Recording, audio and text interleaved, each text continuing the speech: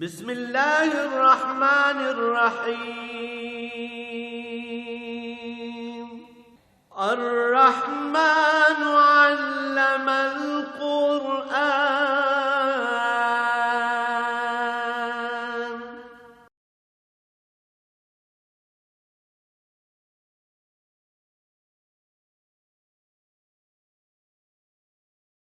الحمد للہ رب العالمین والصلاة والسلام علی حبیبہ محمد وآلہ وصحبہ اجمعین۔ اعوذ باللہ من الشیطان الرجیم، بسم اللہ الرحمن الرحیم۔ اللہ یبدأ الخلق ثم یعیدہ ثم الیہ ترجعون ویوم تقوم الساعة یبلس المجرمون لم يكن لهم من شركائهم شفعاء وكانوا بشركائهم كافرين ويوم تقوم الساعة يومئذ يتفرقون فما الذين آمنوا وعملوا الصالحات فهم في روضة يحبرون وما الذين كفروا وكذبوا بآياتنا ولقاء الآخرة فأولئك في العذاب محضرون فسبحان اللہ حین تمسون وحین تصبحون وله الحمد فی السماوات والارض وعشیا وحین تظہرون یخرج الحی من المیت ویخرج المیت من الحی ویحیی الارض بعد موتها وکذالک تخرجون۔ اللہم سبحانک لا علم لنا الا ما علمتنا انک انت العلیم الحکیم۔ رب اشرح لی صدری ویسر لی امری واحلل عقدۃ من لسانی یفقہوا قولی رب زدنی علما۔ مولاي صل وسلم دائما ابدا علی حبیبک خیر الخلق کلہم۔ اللہ یبدأ الخلق، اللہ کریم مخلوق کو پیدا فرماتا ہے۔ بڑا ہوتا ہے کسی چیز کی ابتدا کرنا۔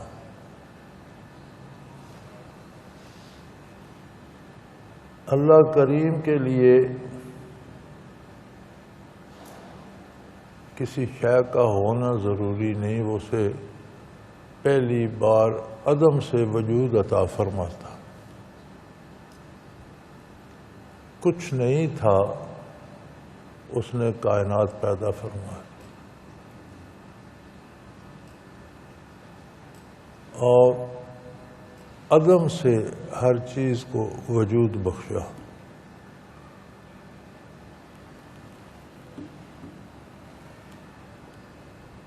تو ایسا قادر ہے کہ جب کچھ نہیں تھا تو اتنی وسیع کائنات پیدا فرمائی۔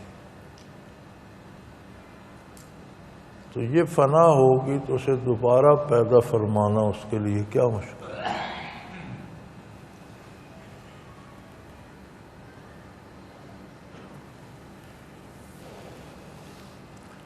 عدم سے وجود عطا فرماتا ہے اور پھر اس نے ایسے اسباب پیدا فرما دیے ہیں جو بڑے ایک لمبے پروگرام اور لمبے پروسیجر کے بعد جا کر ایک وجود بنتا ہے انسان کا۔ عدم سے مادے کو پیدا فرمایا۔ مادہ کیا ہے؟ بے شمار چھوٹے چھوٹے چھوٹے چھوٹے سیلوں کا مجموعہ ہے۔ وہی سیل ایک ترتیب سے جڑتے ہیں تو ایک چیز بن جاتی ہے، ان کی ترتیب بدلتی ہے تو دوسری چیز بن جاتی ہے، وہی ترتیب بدلتی ہے تو سبزہ بن جاتا ہے، وہی ترتیب بدلتی ہے تو درخت بن جاتا ہے۔ اسی ترتیب میں تبدیلی فرماتا ہے تو تنا بن جاتا ہے، بدلتی ہے تو جڑیں بن جاتی ہیں، شاخیں بن جاتی ہیں، ترتیب بدلتی ہے تو پتے بن جاتے ہیں، پھول بن جاتے ہیں، پھل بن جاتا ہے۔ وہی سیل جو ہیں ان کی ترتیب بدلتی رہتی ہے۔ اب ایک انسان کی تخلیق کے لیے ان سیلوں کو کتنی تبدیلیوں سے گزارا گیا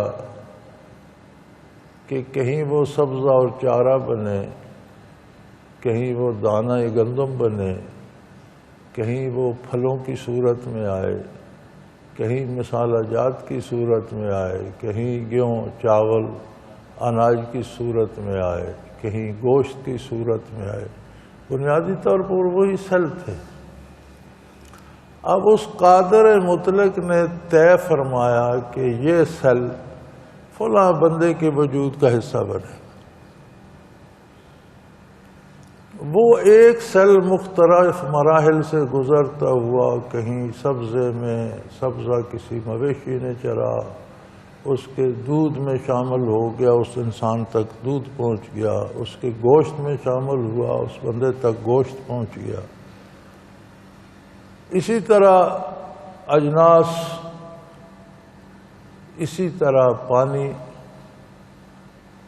تو وہ سیل پتہ نہیں کتنے مراحل سے گزرتا ہوا اسی وجود کا حصہ بنتا ہے جس کا اللہ نے مقرر فرمایا۔ عدم سے وجود عطا کرنا اور پھر سیل سے انسانی بدن بنانے تک، یہ مراحل بندہ شمار نہیں کر سکتا۔ تو جس نے ایک ایک سیل کو اتنی باریک بینی سے چلا کر اس وجود تک پہنچایا ہے، جب وہ وجود فنا ہوگا یہ بھی اسی کا فیصلہ ہے، تو کیا دوبارہ بنانا اس کے لیے مشکل؟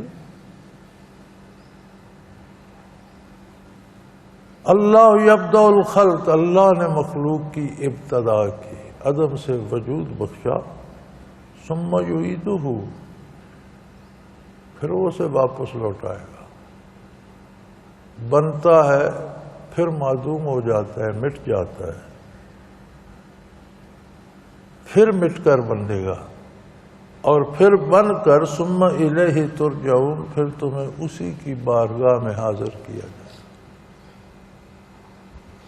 فلاسفہ کو یہ اعتراض تھے نا کہ جب وجود مٹ گیا، کفار و مشرکین کو بھی تھے کہ گوشت ہڈیاں کھا گئیں، گوشت ہڈیاں مٹی کھا گئی، خاک میں مل گئے، غبارے بن کے اڑ گئے، گرد و غبار بن کے اڑ گئے، کون ذرا کہاں گیا، پانی میں ڈوبے، مچھلیاں کھا گئیں، کوئی کہیں گیا ذرا، کوئی تو یہ پھر سارے کیسے اکٹھے ہوں گے؟ فرمایا عدم سے وجود میں لا کر کتنے لمبے پروسیجر سے چلا کر اسے تمہارے تک لے کے آیا اور تمہیں انسان بنا دیا، وہ دوبارہ بھی کر لے گا۔ تو دوبارہ تم مادے کی کسی نہ کسی شکل میں تو ہو، تم تو تھے ہی نہیں، مادہ ہی نہیں تھا۔ اس نے عدم سے اسے وجود دیا، پھر اس مادے کو ایک دم بندہ نہیں بنا دیا۔ ایک بندے کے اجزاء روئے زمین کی اتنی جگہوں سے اکٹھے کیے کہ مر کر اتنی جگہوں تک نہیں پھیلتا، اور اسے وجود انسانی عطا کر دیا، پھر اسے روح بخشی، پھر اسے مکلف بنایا، پھر اسے اپنا مخاطب بنایا۔ اب موت تمہیں اتنا منتشر نہیں کرتی، لہذا تمہیں دوبارہ جی اٹھنا ہوگا اور اس کی بارگاہ میں حاضر ہونا ہوگا۔ اس لیے کہ اگر یہ عالم بے نتیجہ ہو تو یہ اللہ کی شان کے خلاف ہے۔ تم ایک عاجز مخلوق ہو، تم کوئی بے فائدہ کام کرتے ہو، ہر کام میں تمہارے کوئی فائدہ پنہا ہوتا ہے، اسے فائدہ ہو یا نہ ہو تم کرتے فائدے کے لیے ہو۔ اس کا کوئی نہ کوئی نتیجہ ہوتا ہے۔ اللہ کریم نے جو کارگاہ حیات بنائی ہے، اس کا کوئی نتیجہ نہ ہو پھر تو یہ فضول ہے۔ لہذا اس کا نتیجہ ہوگا موت کے بعد تم پھر دوبارہ جیو گے اور اس کی بارگاہ میں حاضر کیے جاؤ۔ اور اس دن کیا ہوگا؟ فرمایا ایک جملے میں وہ ساری حقائق بیان کر دی جو بڑی طویل ہے۔ وَيَوْمَ تَقُومُ السَّاعَةُ يُبْلِسُ الْمُجْرِمُونَ، جس دن قیامت برپا ہوگی اللہ کے نافرمان اور مجرم جو ہیں نا امید ہو جائے۔ اور نا امیدی سب سے بڑی تکلیف دہ اور بڑا عذاب ہے۔ انسان بیمار ہوتا ہے، مرتے دم تک امید لگائے رکھتے ہیں اس دوائی سے ٹھیک ہوگا، اس سے ہوگا۔ سزائیں ہوتی ہیں، سزا موت ہو جاتا ہے بندہ، وہ پھانسی لگنے تک امید میں رہتا ہے، یہ اپیل کر، وہ اپیل کر، وہاں سے سفارش کرا، یہ کر۔ نا امیدی تو بالکل تباہ کر کے توڑ کے رکھ دیتی ہے۔ وہ ذرا ان سے پوچھا جائے جنہیں سزائے موت ہوتی ہے اور ان کا ڈیتھ وارنٹ آتا ہے، اور ان پر پھر کیا گزرتی ہے جب انہیں پتہ ہوتا ہے کل یا پرسوں یا 2 دن بعد مجھے سزائے موت ہو جانی ہے، تو اس پر کیا بیتتی ہے جب وہ نا امید ہو جاتا ہے کہ اب کوئی سفارش، کوئی رشوت، کوئی اپیل، کچھ باقی نہیں رہا، اس کی کیا کیفیت ہوتی ہے۔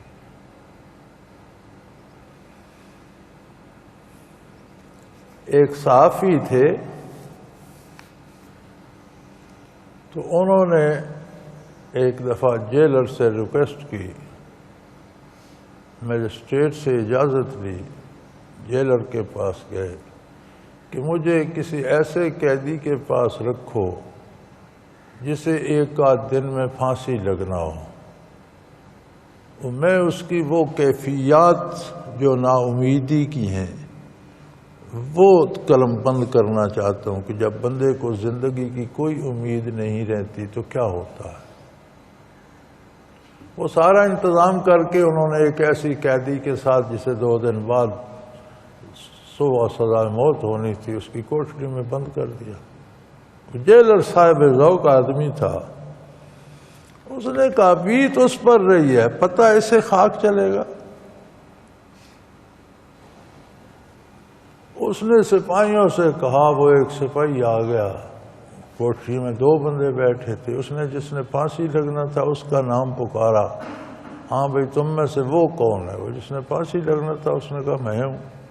اس نے کہا تم کون؟ اس نے اپنا بتایا۔ اس نے کہا نہیں، تم میرے ساتھ بدماشی کر، تم وہ ہو جسے پھانسی لگنا ہے۔ مجھے غلطی نہیں لگتی، میں نے تمہاری شکل پکائی، تو اتنے عرصے سے جیل میں ہو، تم اپنی کوٹری میں چلو۔ اسے پکڑ کر وہ لے کے دوسری کوٹری میں بند۔ اس نے کہا تم اپنے تلاوت وغیرہ کرو، نمازیں پڑھ لو، کل صبح تمہاری پھانسی ہے۔ اب اسے مصیبت پڑ گئی کہ یہ سپاہی نے کیا کر دیا یار، جیلر کو کہ جیلر کو، اس نے کہا جیلر کو جانے دو، ڈیوٹی میری ہے، جیلر کی تو پھانسی لگانے کے وقت ہوگی، ڈیوٹی میری ہے، تم بدماشی کرتے ہو، نام بدل کر بچنا چاہتے ہو۔ وہ تڑپتا رہا بیچارہ ساری رات۔ اس نے کہا یار میں نے کیا مصیبت بھول رہے، صبح تو یہ لٹکا دیں گے۔ وہ صبح انہوں نے پہلے تو جسے سزا موت ہوئی تھی اسے پھانسی لگایا، پھر اس کی کوٹری پر آ گئے، ہاں بھئی کپڑے بدل لیے، نماز پڑھ لی، غسل وغیرہ کر لیا، چلو تمہاری بات، کڑی شتکڑی لگا کر لے گئے، اس پر پھٹے پر کھڑا کر دیا، ٹوپی پہنائی، رسا گلے میں ڈالا، لرز رہا تھا۔ انہوں نے ہر چیز نکال لی اور کہا اب جا کر لکھو کہ کیا حال ہوتا ہے، اب تمہیں پتہ چلے گا دوسرے پر بیتنے سے کیا ہوتا ہے۔ اب تمہیں سمجھ آئی ہوگی کہ تمہاری رات کیسے کٹی ہے۔ اللہ کریم فرماتے ہیں جب قیامت قائم ہوگی تو اللہ کے مجرم نا امید ہو جائے، کوئی توقع نہیں رہے گی کہ حصول رحمت کی اہلیت ہی نہیں، کوئی سفارشی نہیں، کوئی مدد کرنے والا نہیں۔ اور یہ اللہ کریم کا شکر ہے کہ یہاں سے کفار و مشرکین مراد۔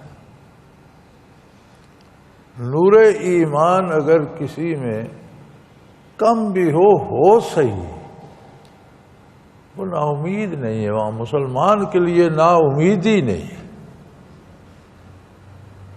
دین ہو، کم ہو، تھوڑا ہو، رائے برابر ہو، دین کے ساتھ امیدیں وابستہ ہیں، یا یہ نا امیدی کا عذاب کفار کے لیے ہے، مشرکین کے لیے ہے۔ ہمیں اس دنیا میں دین کی قدر نہیں آتی۔ دنیا چونکہ سامنے ہے، قریب کی چیز کو دنیا کہتے ہیں، تو یہ چونکہ بہت قریب ہے، وجود مادی ہے، اعضاء و جوارح مادی ہیں، دماغ مادی ہے، اس کی پرتیں کھولتا رہتا ہے اور اس میں لذتیں تلاش کرتا رہتا ہے، اور ہم اس سے زیادہ ضروری سمجھتے ہیں اور دین کو ثانوی درجے میں رکھتے ہیں۔ طبیعت خراب ہے تو نماز چھوٹ گئی، کھانا نہیں چھوٹا، سونا نہیں چھوٹا، یعنی دین دوسرے درجے میں ہوتا ہے، دنیا پہلے درجے میں۔ اور بڑے خوش قسمت اور خوش نصیب ہیں وہ لوگ جو دین کو اول رکھتے ہیں اور دنیا کو دوسرے درجے، کہ دنیا کا وہ کام کریں جس سے دین میں ضرر نہ ہو، دین کو بچانا پہلا کام ہے، اور دنیا میں رہنا دین کے تابع ہے۔ لیکن اس سب کے باوجود کمزور ایمان بھی کفر سے بے شمار و بے پناہ درجہ بہتر۔ اللہ کفر و شرک سے اپنی پناہ میں رکھے۔ اب ان مجرموں کی آگے وضاحت ہو رہی ہے کہ وہ مجرم کون ہیں جو نا امید ہو جائیں گے۔ فرمایا وَلَمْ يَكُنْ لَهُم مِّنْ شُرَكَائِهِمْ شُفَعَاءُ وَكَانُوا بِشُرَكَائِهِمْ كَافِرِينَ۔ مصیبت یہ ہوگی کہ جنہیں اللہ کا شریک سمجھ کر ساری عمر ان پر امیدیں وابستہ کیے رہے اور ان کی رضا کے لیے کوشاں رہے اور ان پر پیسے نچھاور کرتے رہے، ان پر سجدے کرتے رہے، جانیں نچھاور کرتے رہے، وہ جنہیں انہوں نے اللہ کے ساتھ شریک کیا تھا وہ ان کے کسی کام نہیں آ سکیں گے، وہ کوئی سفارش نہیں کر سکیں۔ ادھر متوجہ ہوں گے تو کہہ دیں گے ہم تو خود مخلوق ہیں، اللہ کے سامنے بے بس ہیں، عذاب کرے یا چھوڑ دے اس کی مرضی، تمہارا ہم کیا کریں۔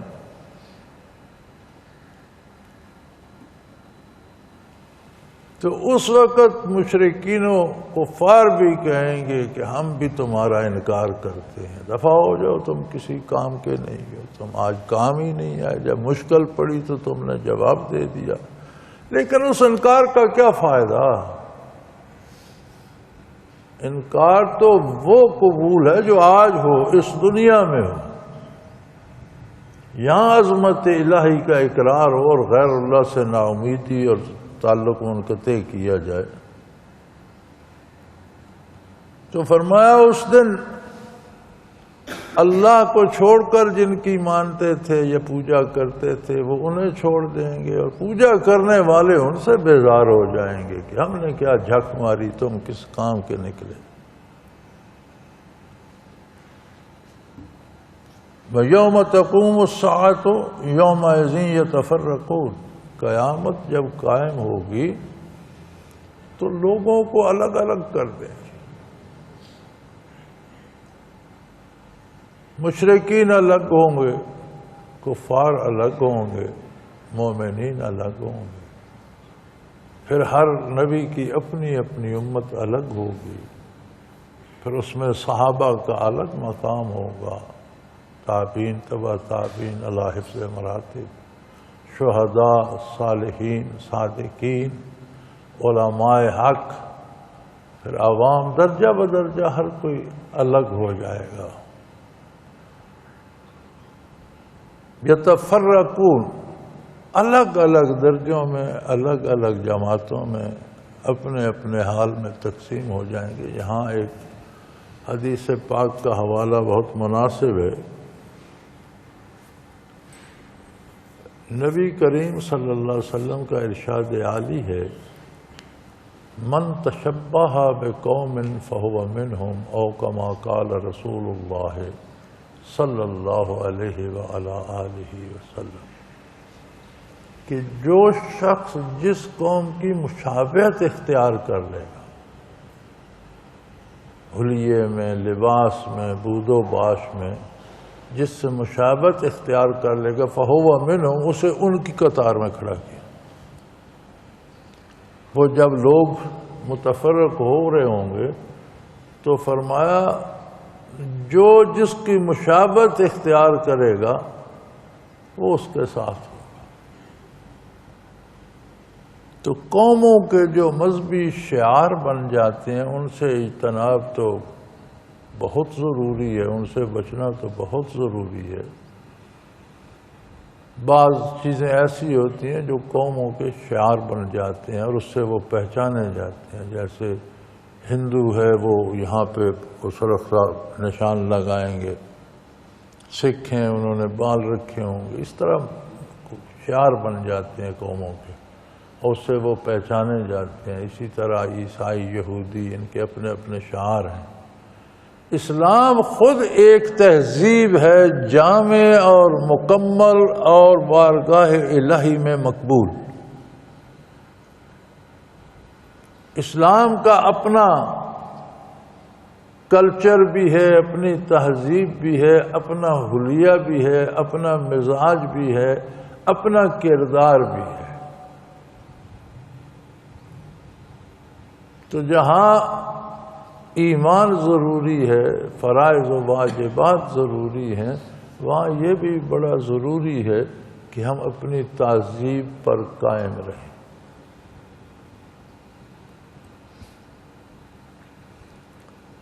ابن خلدون رحمۃ اللہ تعالی علیہ اپنے مشہور و معروف مقدمہ ابن خلدون میں لکھتے ہیں کہ جس قوم کی تہذیب اپنا لی جائے اس کی بہت سی برائیاں اس تہذیب کے ساتھ آ جاتی ہیں اور بندہ قبول کر لیتا ہے کہ یہ کوئی اتنی بڑی بات نہیں، اور وہ اس کے لیے مصیبت بن جاتی.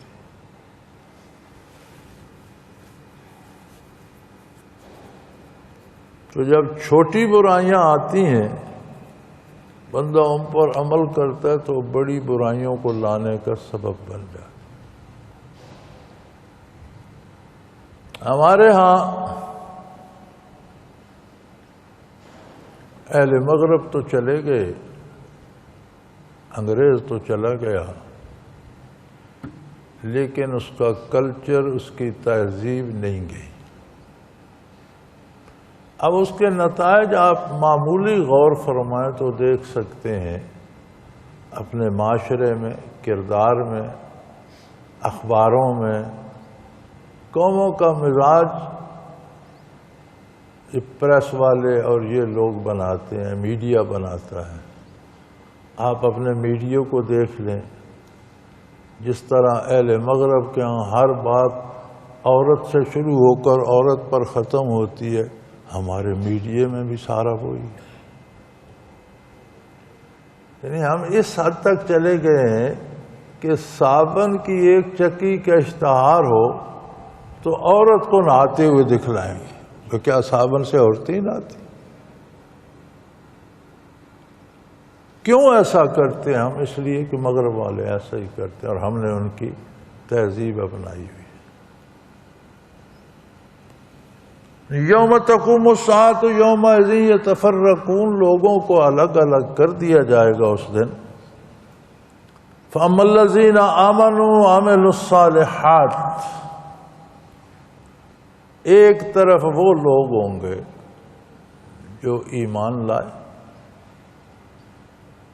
اور ایمان لانا یہ ہے کہ ان کا کردار صحیح رہا. نیک کام کی، اتباع کیا رسول اللہ صلی اللہ علیہ وسلم کا، انبیاء علیہ الصلوۃ والسلام کا، اللہ کی کتابوں کا، ان پر عمل کیا۔ جو لوگ ان پر یقین لائے اور عمل کیا، فَهُمْ فِي رَوْضَةٍ يُحْبَرُونَ،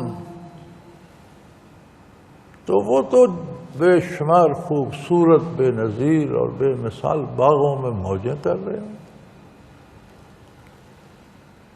یحبرون، ہنس کھیل رہے ہوں گے، خوش ہو رہے ہوں گے، مسرور ہو رہے ہوں گے، زندگی کی ساری تکلیفیں بھول جائیں گے کہ کہاں کہاں سے گزرے، غریبی کیا تھی، بیماری کیا تھی، مصیبت کیا آئی، تکلیفیں کہ وہ سب بھول جائیں گے۔ اب جہاں پہنچ گئے ہیں وہاں موج ہی موج ہے، خوش ہو رہے ہوں گے۔ وَأَمَّا الَّذِينَ كَفَرُوا، جنہوں نے انکار کا راستہ اپنایا، نہ اللہ کے نبی پہ ایمان لائے، نہ کتاب پہ ایمان لائے، نہ اللہ کی بات مانی، اپنی مرضی سے زندگی بسر کی۔ وَكَذَّبُوا بِآيَاتِنَا وَلِقَاءِ الْآخِرَةِ، جنہوں نے ہماری آیات کا بھی انکار کیا، تکذیب کی، انہیں غلط بتایا، اور اللہ کی بارگاہ میں حاضری سے بھی انکار کیا۔ یہ کیسے ممکن ہے؟ مر گئے، مٹی ہو گئے، خاک کھا گئی، گرد اڑ بن کر اڑ گئے، جل گئے آگ میں، کوئی مچھلیاں کھا، کہاں سے آئیں گے؟ فرمایا فَأُولَٰئِكَ فِي الْعَذَابِ مُحْضَرُونَ، وہ لوگ سارے عذاب میں ڈالے جائیں، سب کو اکٹھا کر کے عذاب میں ڈالا جائے گا۔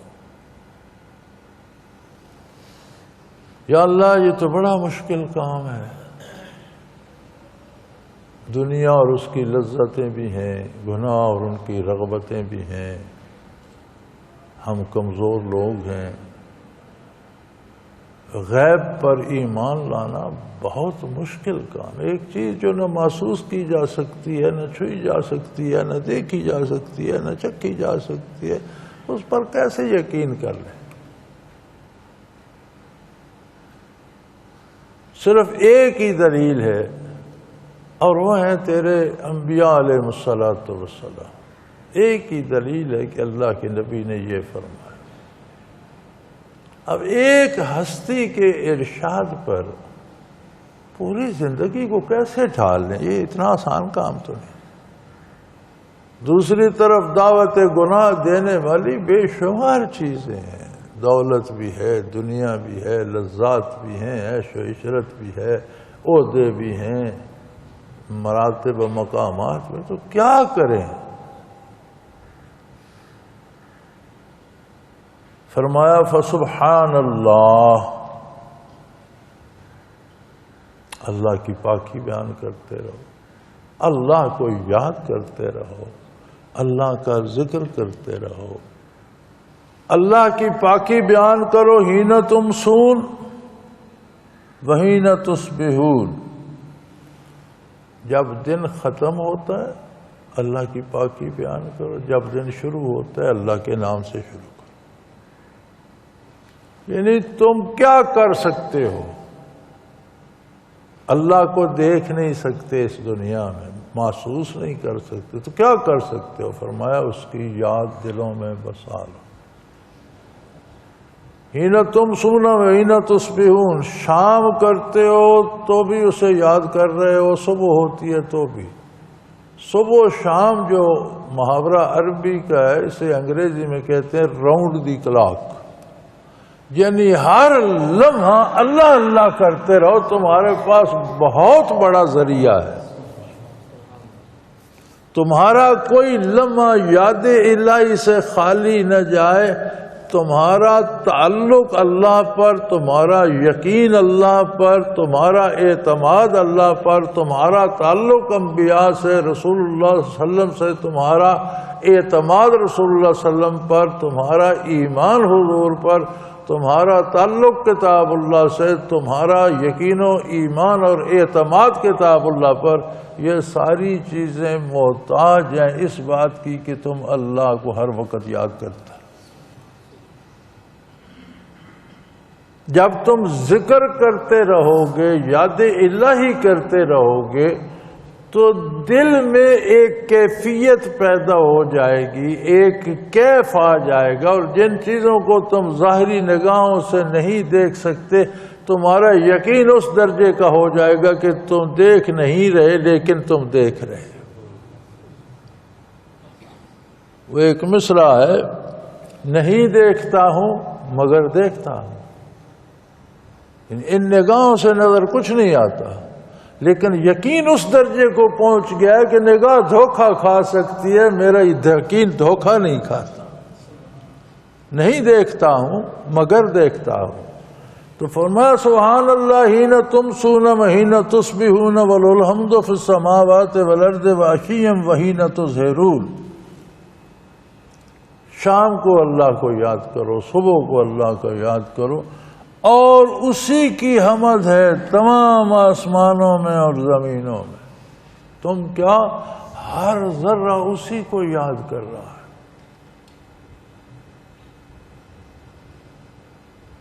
انسان کو اس نے اختیار دیا ہے ایک خاص وقت تک، اگر یہ اسے بھول جائے تو اس کی روح کی موت واقع ہو جاتی ہے، اس کا بدن زندہ پھرتا رہتا ہے۔ انسان کے علاوہ کائنات کا ہر ذرہ، زمین، آسمان، سورج، چاند، ستارے، سیارے، جو ذکر چھوڑ دے وہ فنا ہو جاتا ہے۔ ان کی بقا کا مدار ذکر الہی پر۔ اِن مِّن شَيْءٍ اِلَّا يُسَبِّحُ بِحَمْدِهِ، کائنات میں کوئی ایسی چیز نہیں جو اللہ کا ذکر نہ کر رہی۔ اس کا مطلب ہے جب ذکر چھوڑ دے تو وہ چیز ہوتی ہی نہیں، ختم ہو جاتی ہے، فنا ہو جاتی ہے۔ دریاؤں سے ذکر چھوٹے خشک ہو جاتے ہیں، پہاڑوں سے چھوٹے ریزہ ریزہ ہو جاتے ہیں، گر کر چور ہو جاتے ہیں، درختوں سے چھوٹے باغ سے اکھیڑ کر چولہے کا ایندھن بنا دیے جاتے ہیں۔ ہر شے اسی کی پاکی بیان کرتی ہے، آسمانوں میں، زمینوں میں۔ اور تم بھی عشیاً، بعد زوال کے بھی، تظہرون، اور ظہر کے وقت بھی۔ بعض حضرات نے اس سے نماز کے اوقات مراد لیے ہیں، لیکن نماز بھی تو صورت ذکر الہی ہے۔ اقم الصلاۃ لذکری، نماز کو قائم کرو میری یاد کے لیے، میرے ذکر کے لیے۔ ابھی ہمارے درس میں گزرا کہ زبان سے اللہ کا نام لینا، اللہ کی بات کرنا، اللہ کے نبی کو یاد کرنا، درود پڑھنا، تسبیحات پڑھنا، ذکر، یہ سارے زبانی ذکر ہیں، ذکر لسانی ہیں، اور ان کا کمال ہے تلاوت کتاب الہی۔ زبانی جتنے اذکار ہیں ان کی انتہا ہے تلاوت قرآن کریم۔ ہر وہ عمل جو شریعت کے مطابق کیا جائے یہ عملی ذکر ہے۔ روزی کمانے کے لیے بھی حلال ذرائع جو استعمال کرتے ہیں کہ اللہ کا حکم ہے جائز ذرائع استعمال کرو، وہ بھی عبادت بن جاتے ہیں، وہ بھی ذکر بن جاتے ہیں۔ عملی ذکر کا کمال ہے نماز۔ لیکن اتل ما اوحی الیک من ربک، اللہ نے جو نازل فرمائی ہے کتاب اس کی تلاوت کیجئے، انتہائے ذکر لسانی ہو گئی۔ واقم الصلاۃ، نماز کو کام کیجئے، عملی ذکر کی انتہا ہو گئی۔ پھر فرمایا وَلَذِكْرُ اللَّهِ أَكْبَرُ، پھر اس کے علاوہ بھی اللہ کا ذکر بہت بڑا ہے۔ یہ ذکر اکبر بھی کوئی ہے۔ ذکر لسانی اپنے کمال کو پہنچا، عملی ذکر اپنے کمال کو پہنچا، اس کے بعد ذکر اکبر بھی ہے، اور وہ ہے روئیں روئیں سے، ایک ایک سیل سے اللہ کا ذکر کرنا۔ 10 کھرب سیل ہیں انسان کے ایک وجود میں۔ ثم تلین جلودہم وقلوبہم الی ذکر اللہ، ان کی کھال سے لے کر نہا خانہ دل تک ہر سیل ذاکر ہو جاتا ہے۔ یعنی ہر لمحے کے بھی بہت چھوٹے حصے میں 10 کھرب دفعہ ان کے وجود سے اللہ اللہ کی صدا آتی۔ تو تمہارے پاس بڑا ذریعہ ہے، اللہ کی پاکی بیان کرو، شام کرتے ہو، صبح کرتے ہو، اس لیے کہ کائنات میں عرض و سما میں اسی کی حمد ہے، اسی کی تعریف ہے۔ عشاء کو کرو، ظہر کو کرو، وہ ایسا قادر ہے یخرج الحی من المیت، وہ بے جان سے جاندار کو پیدا کرتا ہے۔ یہ جتنے جاندار ہیں ان کا مدار، ان کا وجود سیلوں سے قائم۔ سیل کہاں سے آئے؟ بے جان مادے سے بنا دیے۔ ہر سیل میں حیات ہے، ہر سیل کی موت آتی ہے۔ سیل بنتا کہاں سے؟ فرمایا بے جان مادے سے زندہ سیل بنا دیتا۔ یخرج الحی من المیت، مردہ سے، بے جان مادے سے زندگی پیدا کر دیتا ہے۔ یخرج المیت من الحی، اور صحت مند جیتے جاگتے زندگی کے بھرپور بدن سے میت نکال دیتا ہے، اسے مردہ کر دیتا ہے۔ ویسا قادر ہے کہ بے جان کو حیات بخش دیتا ہے اور حیات مند کو بے جان کر دیتا ہے۔ دیکھتے نہیں ہو یحیی الارض بعد موتہا، خشک سالی آتی ہے، دھوپیں پڑتی ہیں، زمین آگ کی طرح گرم ہو جاتی ہے، جل بھن جاتی ہے، سبزہ خاک بن کر اڑ جاتا ہے، کوئی چیز باقی نہیں رہتی، زمین مردہ پڑی ہوتی ہے۔ پھر اسے کس طرح زندگی عطا کرتا ہے؟ ایک بارش ہوتی ہے، ایک رات بارش ہوئی، صبح دیکھو تو صحراؤ پہاڑ سبزے کی مخملی چادر اڑے ہوئے ہوتی، ذرے ذرے سے حیات پھوٹ نکلتی۔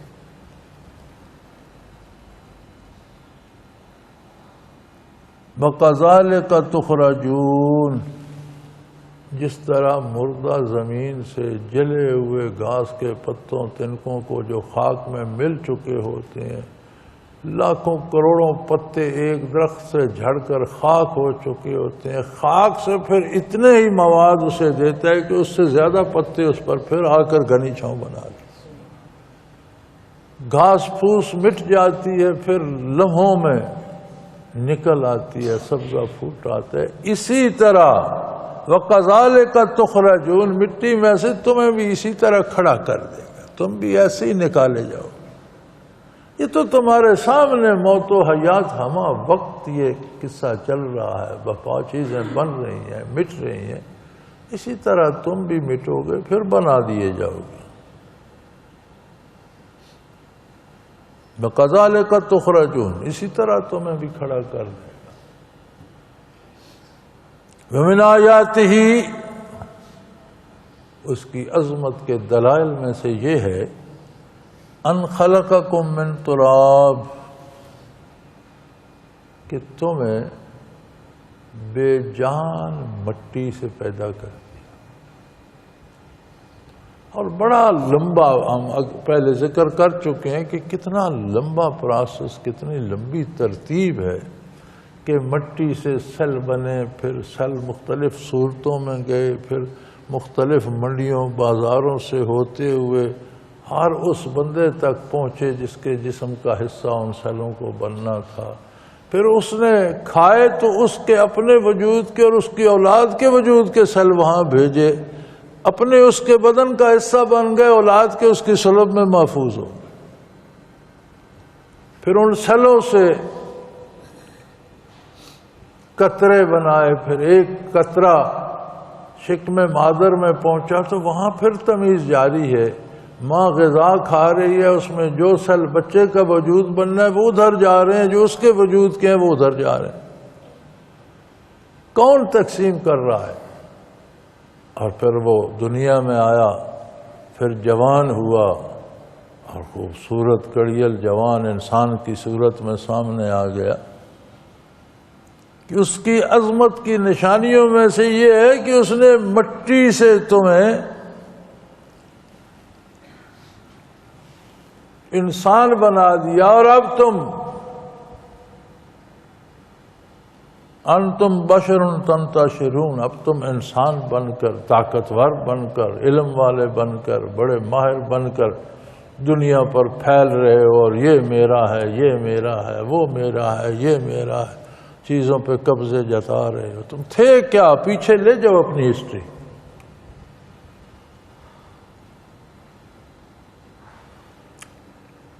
پھر اس کی کاراگری دیکھو۔ ومن آیاتہ ہی، اس کی عظمت کے دلائل میں سے، نشانیوں میں سے یہ بھی ہے، ان خلق لکم من انفسکم ازواجا، وہی سیل، وہی غذا، وہی دوا، وہی انسانی پیٹ، وہی ایک مشین، اس نے تمہارا جوڑا بنا دیا، عورت کو پیدا کر، جیسے مرد کو پیدا کرتا ہے ویسے عورت کو بھی پیدا کرتا ہے۔ اس کے لیے کوئی الگ زمین نہیں، کوئی الگ آسمان نہیں، کوئی الگ سیل نہیں بنے، کوئی الگ گارا نہیں گوندا گیا، کوئی الگ پروسیس نہیں ہے۔ اس کی عظمت کی دلیل ہے، وہ چاہے تو لڑکا پیدا کر دے، چاہے تو لڑکی پیدا کر دے۔ اس نے تمہاری ہی جنس میں سے، تمہارے ہی پروسیس میں بنتے ہوئے تمہارا جوڑا پیدا فرما دیا۔ لِتَسْكُنُوا إِلَيْهَا، تاکہ وہ تمہارے آرام کا سبب بنے، تمہیں سکون ملے۔ جو زندگی عالم بشریت میں تم نے گزارنی ہے، اس میں تمہارے آرام کا، سکون کا سبب بن جائے۔ تو پتہ چلا کہ خاتون کوئی مصیبت نہیں ہوتی، عورت نفرت کے لائق نہیں ہوتی، بیٹیاں نفرت کے لائق نہیں ہوتی، عورتیں، خواتین نفرت کے لائق نہیں ہوتی، بلکہ خواتین مردوں کے لیے سکون اور تسکین کا سبب ہوتی۔ اور جب کوئی خاتون اللہ کے نام پر کسی پر حلال کی جاتی ہے تو مقصد شریعت یہ ہوتا ہے کہ مرد اس کے نان و نفقہ، اس کی ضروریات، اس کے تمام طرح کے حفاظت کا خیال رکھے، اور عورت مرد کے ہر طرح کے آرام کا خیال رکھے، وہ اس کے بھروسے پہ پرسکون ہو اور وہ اس کے بھروسے اور کردار پہ پرسکون ہو۔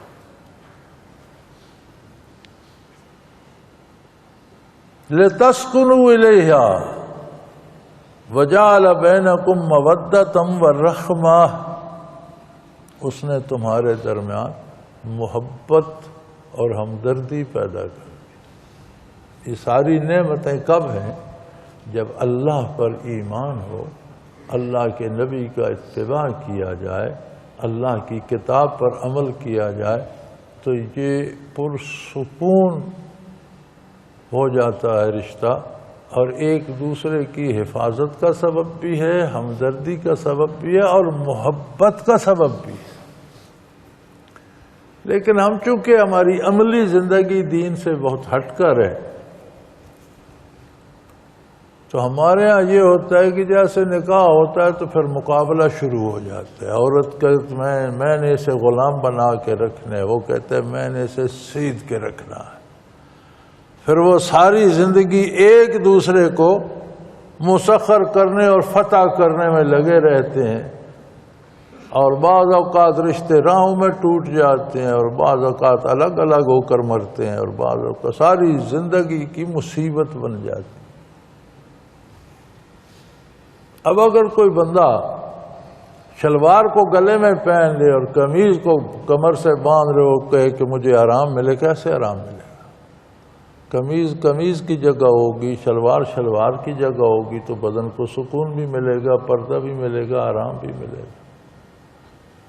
خاتون خاتون بن کر رہے، ایک مسلمان عورت بن کر رہے، مرد ایک مسلمان مرد بن کر رہے، پھر تو محبت بھی ہو، پھر تو زندگی پر لطف بھی ہو، پھر تو اس میں سکون بھی ہو۔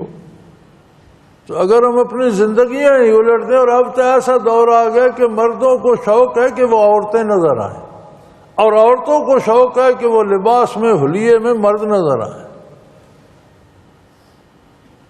یعنی بالکل جوتیاں سر پر رکھ لی اور سر کی پگڑی پاؤں پر لپیٹ رہے ہیں۔ الٹ دیا ماحول کو، بالکل معاشرہ بدل دیا۔ نبی کریم صلی اللہ علیہ وسلم نے اس عورت پر بھی لعنت فرمائی ہے جو مردانہ لباس پہننا چاہے، مردوں کی طرح وہ پہننا چاہے، اور اس مرد پر بھی لعنت فرمائی ہے جو عورتوں جیسا حلیہ بنانا چاہے۔ اور جن پر رسول اللہ صلی اللہ علیہ وسلم نے لعنت فرمائی ہے،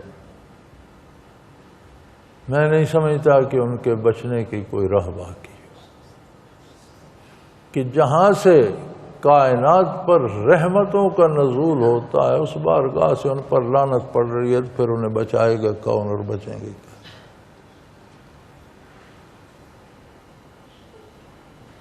تو فرمایا اس کی قدرت کاملہ دیکھو، انہی سیلوں سے جن سے مردوں کو بنایا، اسی پراست سے انہی سیلوں سے خواتین کو بنا دیا،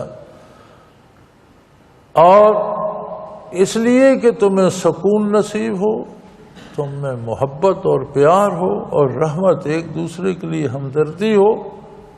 ان فی ذلک لآیات لقوم یتفکرون، جو لوگ کچھ تفکر کرتے ہیں، غور کرتے ہیں، سوچتے ہیں، سمجھنے کی کوشش کرتے ہیں، ان کے لیے تو اس میں عظمت الہی کے بڑے دلائل، بڑی دلیلیں ہیں عظمت الہی کی۔ ومن آیاتہ خلق السماوات والارض، کیا اس کی عظمت کی یہ دلیل کم ہے کہ وہ زمین و آسمان و ہر چیز کا خالق ہے؟ ساری کائنات کو عدم سے وجود میں لایا، کچھ نہیں تھا، اس نے نہ صرف پیدا فرمایا، ان میں ایسی عجیب رشتے پیدا کر دیے کہ روز آفرینش سے لے کر آج تک کوئی ایک سیارہ، کوئی ایک ستارہ، کوئی ایک ذرہ اپنے راہ سے ہٹتا تو ہر چیز تباہ ہو چکی، سارے فضا میں گھوم رہے ہیں، کوئی کسی کے نیچے ستون نہیں، دیوار نہیں، سورج سے لے کر ستاروں تک اور چاند تک آسمان بے ستون کھڑے ہیں، زمین خود فضا میں گھوم رہی ہے، نہ اس کے نیچے کوئی شے ہے، نہ اوپر، نہ کسی کو جیسے کوئی رسہ پڑا ہوا ہے، نہ کہیں کوئی ٹیک سپورٹ ہے، زمین خود فضا میں گھوم رہی ہے۔ یہ بے شمار ستارے، سیارے، زمین، یہ سورج، چاند، یہ جو جو سماوی میں فضا میں تیر رہے ہیں، کوئی ایک ایک سے ٹکرا جاتا تو آگے ٹکراتا جاتا، سب کو تباہ کر دیتا، لیکن اللہ نے انہیں قائم رکھا ہوا۔ تو دیکھ لو، یہ زمین و آسمان اور اس کے سارے سیارے ستارے اعتدال پر قائم ہیں۔ یہ میاں بیوی کے ذکر کے بعد یہ مثال کیوں دی؟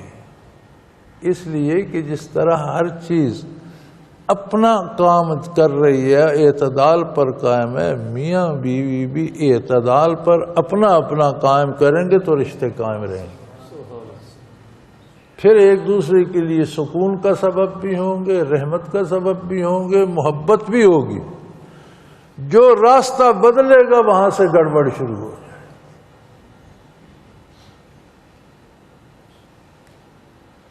واختلاف السنتکم والوانکم، اچھا یہ دیکھ لو کہ ایک ہی طریقے تخلیق ہے، اس نے مقرر کر دیا، عدم سے مادے کو بنایا، مادے سے سیل کو بنایا، سیل کو بے شمار صورتوں سے گزار کر پھر اس نے تمہاری صورتیں مختلف کر دیں، رنگ مختلف کر دیے، زبانیں مختلف کر دیں،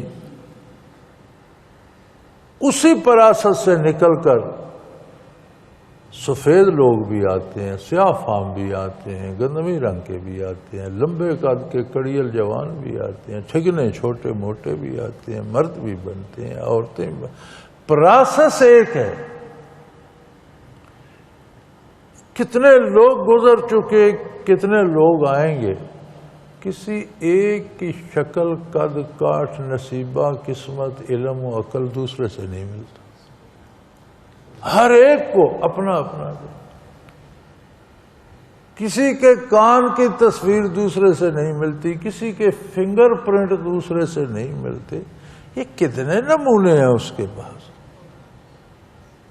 کہیں آج تک کوئی متشابہ نہیں لگا، کہیں آج تک کوئی دھوکہ نہیں لگا. کتنی مخلوق، ان کے رنگ مختلف، قد مختلف، شکلیں مختلف، غذائیں مختلف، دوائیں مختلف، موسم مختلف، لیکن بنانے کا طریقہ سب کا ایک. مادے سے سیل بنتے ہیں، سیلوں سے وجود بنتے ہیں. ان فی ذلک آیات للعالمین. جاننے والوں کے لیے، دانشمندوں کے لیے، اہل علم کے لیے اس میں بڑی دلیل ہے، بڑی نشانی. کوئی بیٹھ کر ذرا غور کرے تو عظمت الہی کی بہت بڑی نشانیاں ہیں. وَمِنْ آيَاتِهِ مَنَامُكُمْ بِاللَّيْلِ وَالنَّهَارِ وَابْتِغَاؤُكُمْ مِنْ فَضْلِهِ. اس کے دلائل میں سے، اس کی عظمت کے دلائل میں سے یہ ہے کہ اس نے تمہارا ایسا وجود بنایا ہے کہ جب یہ مشین چلتی ہے اس کے کل پرزے گھستے ہیں، اس کی بیٹری خرچ ہوتی ہے، انرجی ختم ہو جاتی ہے، وجود تھک جاتا ہے، چور چور ہو جاتا ہے، ہڈیاں گھس جاتی ہیں، پٹھے استعمال ہوتے ہیں تو کمزور پڑ جاتے ہیں، ڈھیلے پڑ جاتے ہیں. پھر اس نے نیند بنا دی. رات کو تو سوتے ہی سوتے ہو، دن کو بھی آرام کر لیتے ہو. اب اس سے کیا ہوتا ہے، جب تم سوتے ہو تو تمہاری ساری توانائیاں بحال، بیٹری بھی چارج ہو جاتی ہے، اعصاب بھی اپنی جگہ پر آ جاتے ہیں، جو ہڈیاں گھسی ہیں وہ بھی پوری ہو جاتی ہیں. جب سو کر اٹھتے ہو تو پھر تازہ دم ہوتے ہو. یعنی تم اپنے آپ سے غافل ہو گئے، وہ قادر مطلق تمہاری مرمت سے غافل نہیں ہو، اس نے پھر سے تمہارا سارا وجود مرمت کر دیا. اور جب تم سو کر اٹھے، تھک کر چور ہو کر لیٹ گئے تھے، اٹھے تو تازہ دم ہو، پھر کام پہ چلے جاتے. وَابْتِغَاؤُكُمْ مِنْ فَضْلِهِ. پھر تم کاروبار میں نکل جاتے ہو. تم تو کاروبار سے تھک کر آئے تھے، تم تو چور چور ہو کر آئے تھے، لیکن وہ کیسا قادر ہے کہ تم سو جاتے ہو، تمہیں پتہ بھی نہیں ہوتا، وہ تمہاری ساری مرمت کر دیتا ہے، بیٹری بھی چارج کر دیتا ہے، پٹھے بھی مضبوط کر دیتا ہے، ہڈیاں بھی گھسی ہوئی مکمل ہو جاتی ہیں. جب تم اٹھتے ہو تو پھر اپنے کام پہ نکل جاتے ہو، پھر تازہ دم.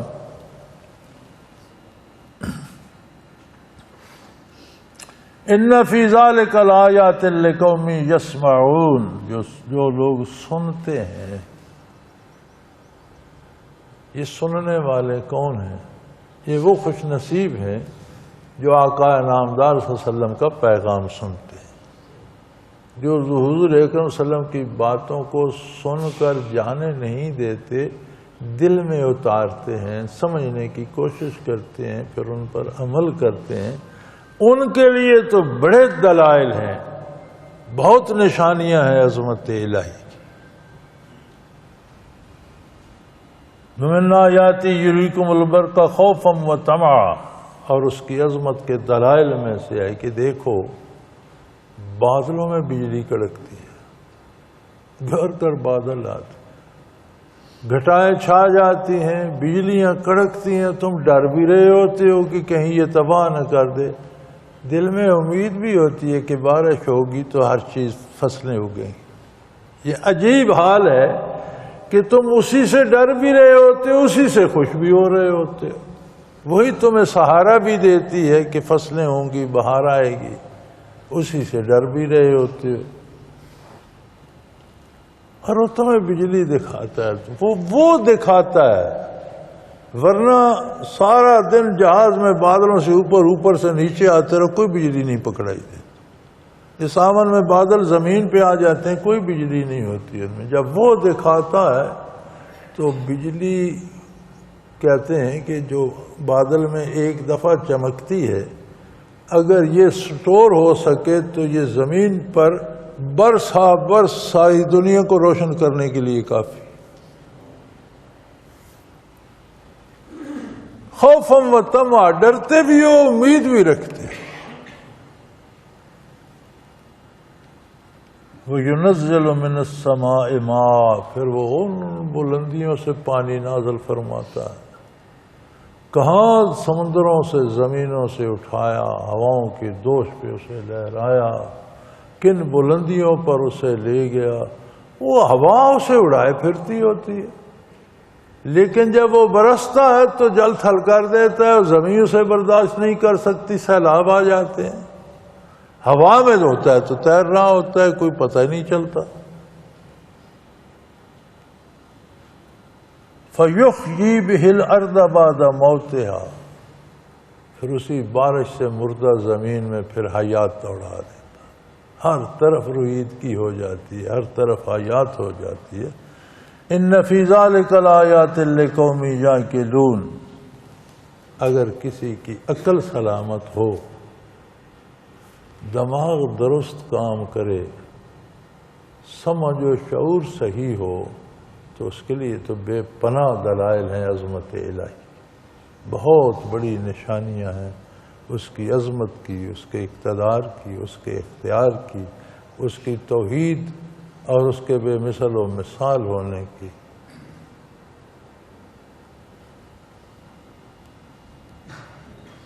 وَمِنْ آیَاتِهِ أَن تَقُومَ السَّمَاءُ وَالْأَرْضُ بِأَمْرِهِ،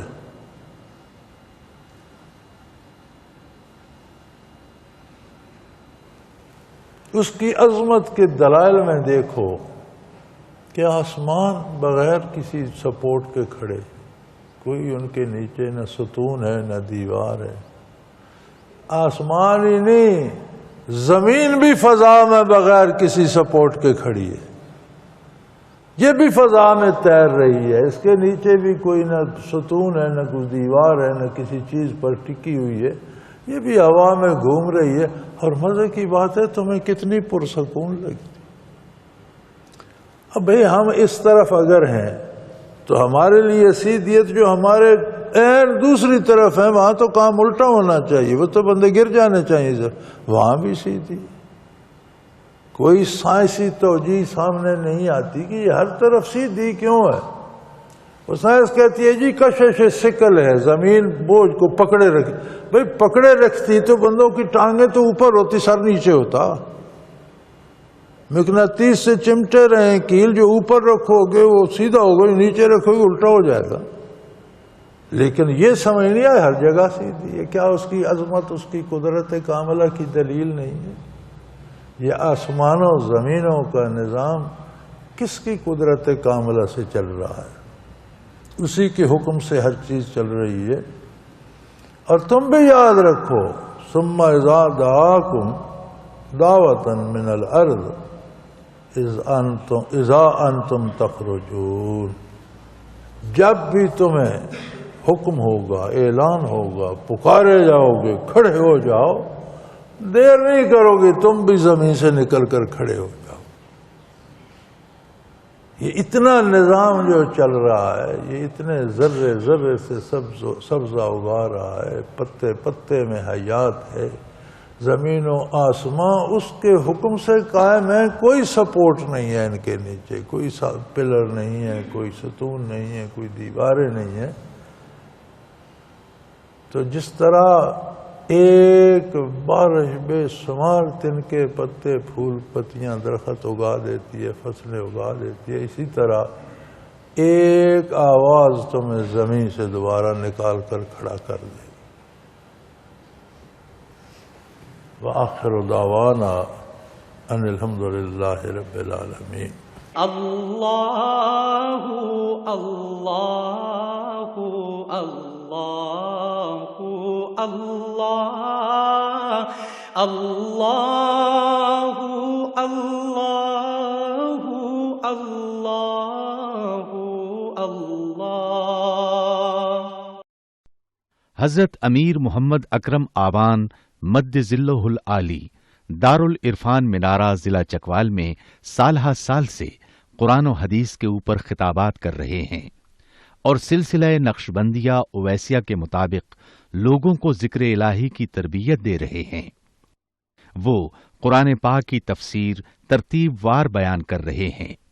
تفسیر قرآن کو وہ موجودہ ملکی اور بین الاقوامی حالات کے مطابق بیان کرتے ہیں۔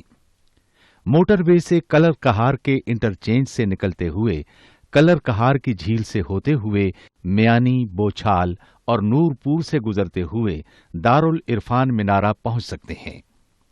حضرت امیر محمد اکرم آوان نے بچیوں اور بچوں کی دینی اور دنیاوی تعلیم کے لیے سقارہ اکیڈمی کے نام سے ایک درسگاہ بھی قائم کی ہے، جس کا افتتاح ملک پاکستان کے صدر جنرل محمد ضیاء الحق نے اپنے دست مبارک سے کیا تھا۔ وہ تمام احباب جو اسلام کی طلب رکھتے ہیں ان سے گزارش ہے کہ دارالعرفان منارہ ضلع چکوال میں امیر محمد اکرم آوان صاحب کے خطابات سے مستفید ہوں۔ وہ ہر جمعے کو نماز سے پہلے بیان فرماتے ہیں۔